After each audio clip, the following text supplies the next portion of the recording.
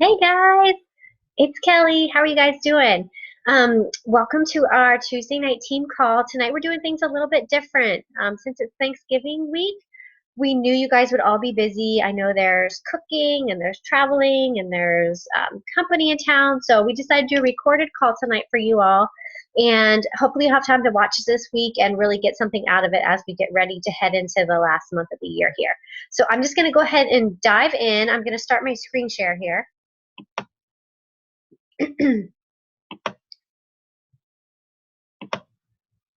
Okay, so tonight we're talking about the topic of failure, and I wrote some notes down. So if you see me looking off to the side, I just have some notes that I wanted to look at while I talk tonight. Um, so you might think it's kind of crazy to talk about failure in this business, but I want to talk about it tonight because it really is an integral part of our business. And I think it's important that we talk about it and kind of dive in a little bit deeper with it and figure out why failure is actually important in our businesses. So failure, as we all know, is really a normal part of this business and it's really expected. And the biggest thing about it is that you just can't let it derail you from your goals and you can't let it get to you. And even when you're having failure, you can't let that make you give up. You have to kind of push past it and find a way around it and keep going. So instead of feeling negatively about your failure, we're going to talk tonight about why it's actually a positive thing. It's actually really a good thing in your business. So what is failure? We all know what it is, but basically it's just not reaching your desired objective. Usually people view it as the opposite of success, but in my opinion, I really don't think that's true.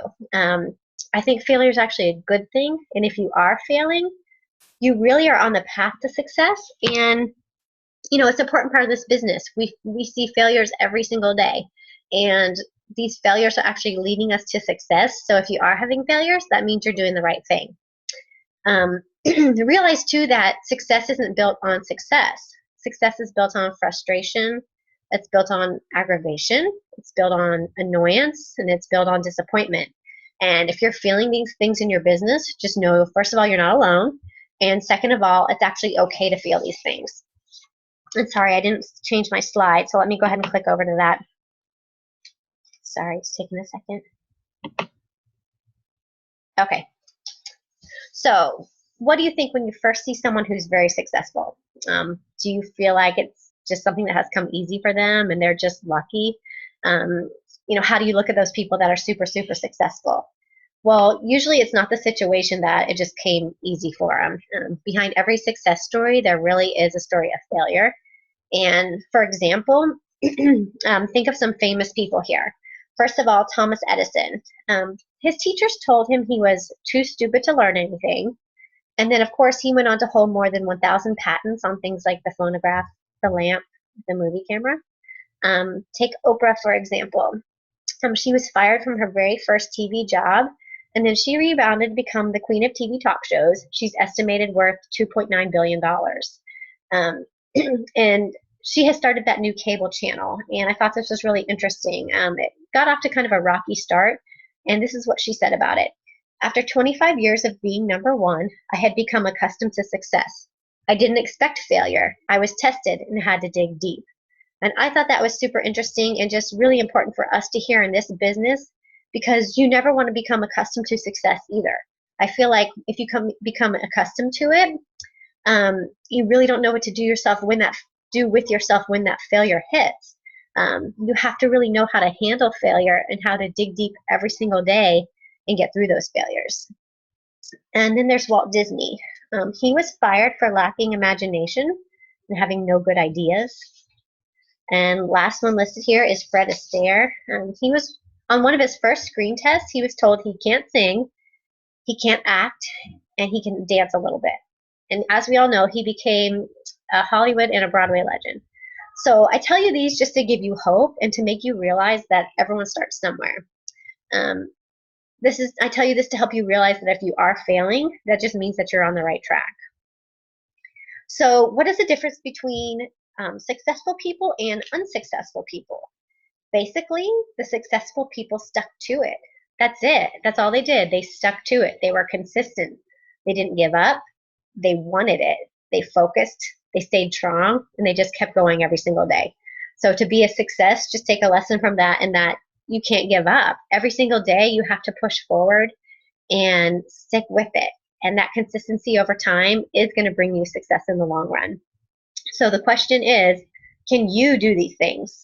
Well, of course you can do these things, but you have to ask yourself, what are you willing to put into this business each and every day? Are you willing to fail every single day in order to succeed? And I think that's something we all can do, and I think you guys are all ready for it, and I'm ready for it. So let me move on to the next one here. Actually, I'm a little ahead of myself. Let me tell you a couple more things before we go to our quiz. I just want to let you guys know, in this business, it's really not about who's smarter, who has the better qualifications. As you all know, nobody has to have any certain qualifications. Anyone can be a coach, and anyone can make a success of it. It's just a matter of what you put into it. So really, it's about showing up every single day. It's about putting in the effort every single day. And of course, it's about failing. It's about sending out 10 invitations and getting ignored, getting shut down, getting objections, dealing with frustrations with people. But, we all need to get over that, because if that's what's happening in our businesses, then that means we're doing it right. We are. If we're getting those kind of reactions, we're actually doing things right. It's easy to get frustrated by those reactions, but really, if you're failing, then you're getting through your no's and you're working towards finding your yeses. It means you're learning, and it means you're growing, and it means you're figuring things out. So I want to move on to this little quiz. You don't need a piece of paper or anything. You really can just kind of answer true or false as we go through these questions. So answer true if it generally describes you, and false if it doesn't. So number 1, I'm afraid to fail. True or false? Number 2, I play it too safe. Number 3, I'm afraid of choking before a group.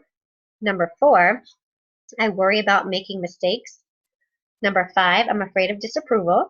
6, I worry about looking incompetent.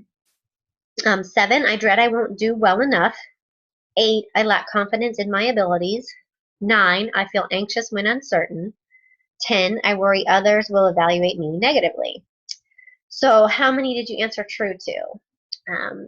There's no right or wrong answers in this. Basically, the areas that you answered true represent areas that are self-improvement opportunities. You have to look at your areas of failure as experiments, basically. You find out what works and you find out what doesn't work. You kind of tweak things, figure out new ways to do things, and figure out what is going to work for you. So for example, let's just take one of these for instance.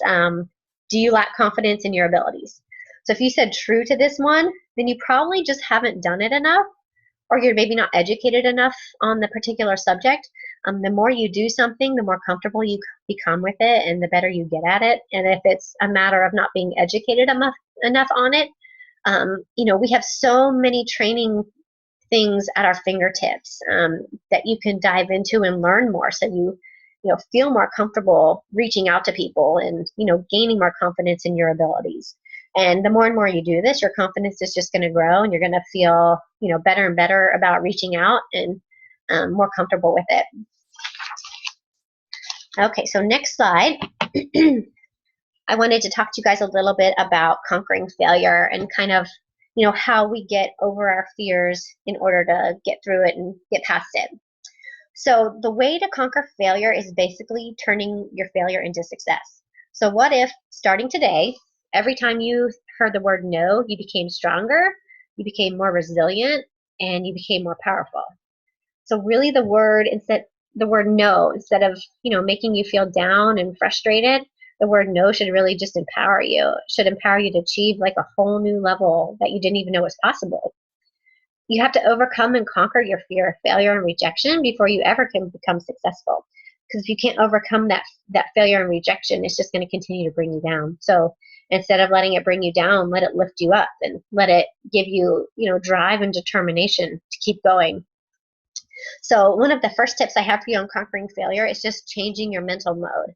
So you can see on the slide, the first example is you in the center, failure's on one side, and success is on the other side. So most people actually operate this way. So there you are in the middle, and you're teetering between failure and between success. And so most people every day work towards moving towards the successful side and doing everything they can to move away from the failure side. So what if you actually change that up though? What if you change it around so it goes you, failure, and then success? So instead of viewing failure as something you need to avoid at all costs and something negative, you actually work towards failure, which leads you into success. So it's really kind of about just changing around your mental mode on that one. And then number 2, I don't know if you guys have read Go for No. It's actually one of the first books I read when I became a coach, and I definitely recommend it. It's a quick read and it's an interesting read, and it kind of teaches you how to intentionally increase your failure rate. And basically, the philosophy says that the more we fail, the more we succeed. So this means that the more people that tell you no now, the more that are going to say yes in the long term. So for example, let's say you invite one new person a day to your challenge group. So that would be 7 invites for your whole week. Let's say out of those 7 people that you invited, one person says yes. That's a 14% success rate. So following this philosophy, let's say you decide to increase your invites up to 5 people per day. That's 35 people per week, and at a 14% success rate, that's actually 5 yeses. So you can see by just intentionally increasing your rate of failure, you're actually going to have more success. So just think about what that can do for your business. Something as easy as going from 1 invitation a day up to 5 invites per day can just have a drastic change on your business. And I'm going to get up and move just for a second because I have my little ones pounding on my door here and I can't concentrate. So sorry, just let me, unfortunately, like I have to move into the bathroom. That's the only quiet spot in my house because I have all 4 of my kids home right now. So sorry, hold on just a second. Hopefully you can't hear my 2-year-old pounding on the door. Okay, sorry guys. I'm gonna try again here. Okay, so we are on number 3. Number 3 is setting no goals. So it's time to turn your thinking around. So instead of setting a goal to get 1 yes, set your goal to get 10 no's. Imagine if the first person you asked actually said yes, and then because you got your yes, you stopped there and you didn't do anything else for the week. If you change your thinking around and actually go for no's, you're going to reach more people. So instead of getting that 1 yes and stopping, you need to think, well, I got my 1 yes, but I haven't gotten my 10 no's. So you continue to reach out. You continue to reach out until you get 10 no's for that week. You're not done at that yes. It's great that you got the yes, but you still need to keep going. You can't just stop and think that's okay just because you got that 1 yes. You have to keep inviting. And that is kind of covered in that book, Go for No also, which again, I think it's a really helpful read if you haven't read it already. And then number 4 here is courage is a muscle. So basically, you need courage to work through failure. It's really the fuel you need on your journey of failure. And like any muscle, you have to develop it and strengthen it. And you can really do this by just looking fear in the eye and just doing it anyway. Just get over your fear and do whatever you need to do anyway. Each time you do it, your courage is going to get stronger and stronger. And if you don't use it, basically just like a muscle, it atrophies. It goes away. If you're not using that courage, it's just going to go away. And then before you know it, it's completely gone. So it doesn't have to be this way. Really, all the courage you need and ever could need is inside of you. What you need to do is just take action and say, hey, I'm going to use that courage. I'm going to suck it up. I'm going to, look fear in the eye and not worry about failure and take action. All right, so next slide here. Sorry, can't get down to it. Okay, so next we're going to talk about making peace with failure. So once you've actually conquered the fear of failure and gotten over that, you really need to start making peace with it. I think that's super important in this business too, because it's very easy to let that failure get to you. So you need to find ways to make peace with it and be okay with it. So, at some level, I think we all understand that the failure is important and it does help us grow, but it doesn't really make it any easier. So, how do you make peace with it and go on? First of all, just don't make it personal. In this business, you really can't take rejection personally. You're going to hear it all the time. And if you take it personally, it's going to derail you day after day. And you have to get to a point where you just feel, that that's a part of business and you don't let it get to you and you don't take it personally. Um, you have to separate failure from your identity too. Just because you have failed, it doesn't mean you're a personal failure. You can't let it define you. Just because you have failed at something does not mean that that should define you. You're much more than that, and you just have to keep fighting against the odds. Next, you have to learn and adapt. So basically, that just means you have to try something new. If you tried something and it didn't work, time to try something new. Time to tweak things and try new things and keep going until you find what does work for you. And number 3, you can't dwell on it. You can't let it get you down. You can't obsess over it because it's not going to change it. And the faster you get over with it, the faster you can take a positive step forward and the quicker you leave the negative thoughts behind you. The next one, don't worry about approval from others. You really, just can't worry about what other people think. I feel like sometimes the fear of failure is just because, we fear being judged by others. And we really just need to get over it and not let that get to us. We can't give, too much power to other people's opinions. And you really can't let it zap your confidence and passion for what you're doing. Don't let other people's opinions of you change your opinion of you. That's super, super important. And, I think too, in this business, you just have to learn how to get a little bit of a thick skin. And I think that's really hard at first. And I think over time that kind of comes. I remember being a brand new coach and, sometimes it does hurt and it does get frustrating. And, it takes a while to kind of learn to get that thick skin and not let it bother you and just move on from it. And then lastly, time to get a new point of view. You have to embrace the positivity in the failure. You have to remember that every no you're getting is getting you a step closer to your yes, and that's really a good thing in your business. You have to let failure really be your enabler. Let it be your teacher, let it be your motivation, and really let it be your stepping stone to success. The next one, let's see where we're at here.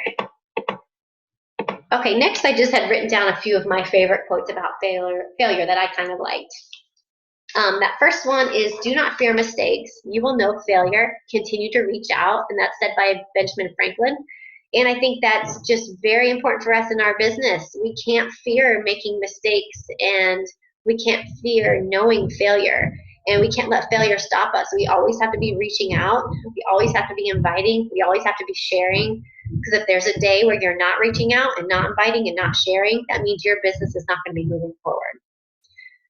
The next quote by J.K. Rowling is, it's impossible to live without failing at something unless you live so cautiously that you might as well not live at all.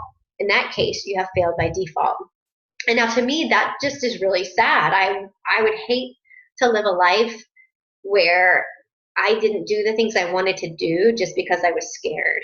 And that's very pertinent in this business too, because most of us are in this business because we want to grow, we want to help people, we have goals for our family.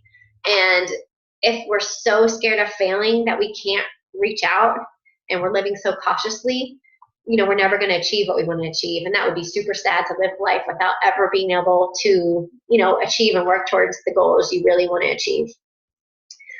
Next is, failure will never overtake me if my determination to succeed is strong enough. So basically, we just need to get determined. Dig deep inside yourself, find that determination, find that spunk, and let it propel you forward and let it get you through those failures. And then the last one by Donald Trump, sometimes by losing the battle, you'll find a new way to win the war. And again, just like we talked about previously, that just really means, trying something new. If something's not working for you, find a new way to do it and keep working at it until you find a way to make it work for you and be successful in it. And then lastly here, I just have some homework for you guys because we're going into the last month of the year, and it's super important. And this month and next month, they're just hard. This time of year is hard. People have a lot of legitimate excuses, and it's hard to get past those. And that doesn't mean that we give up, though. We keep working, we keep sharing, we keep inviting. And so basically, you're going to hear a lot of objections this month, and I'm just challenging you guys for homework to fail your way through the holidays. Um, I would love to see you guys set a no goal and really, really go for it. Just think about how focusing on failing big throughout the rest of November and all the way through December can set you up for the new year. That's going to really set you up to have a huge new year when people, are ready for it and ready to listen to what you have to say. So if you focus on inviting and really push and set a big no goal, think about how many people you can actually reach this month. So what's your no goal going to be for each day or for each week? Is it going to be, I'm not going to stop inviting until I hear 10 no's? Or is it, I'm not going to stop inviting until I hear 20 no's? So you have the power over this. You have power to control it, which means you have the power to set yourself up for whatever kind of 2015 that you want it to be. If you want it to be a big 2015, start setting yourself up now. Set those failure goals really, really high now. And then let's see. So basically, learn to love and live by failing is your next assignment. So find a way just to embrace it. Find a way to be okay with failing, and find a way to let it not bother you in your day-to-day work. And find a way to see that it's actually a good thing. Next, just be bold and own your failures, because again, it's okay. It's okay to fail. Start seeing the bright side of it and just own it. And then lastly, I would love it if you guys would watch Carl Deichler's Summit 2014 closing speech, Failure Doesn't Exist. Some of you were at Summit and heard it already. If you haven't, I would love for you to watch it. It was a very good speech, and it kind of put failure into perspective, and kind of, eye-opening in a great way to kind of push you forward the remainder of the year. So that is all I have. Sorry for the interruptions with my kiddos, and I was a little distracted when that happened, so sorry about that. But hope you guys are having a great Thanksgiving weekend, and we will reconnect next week on the team call. So thanks a lot, guys. I'm going to stop my screen share, and I'm going to stop recording. So I'll talk to you guys all soon. Bye.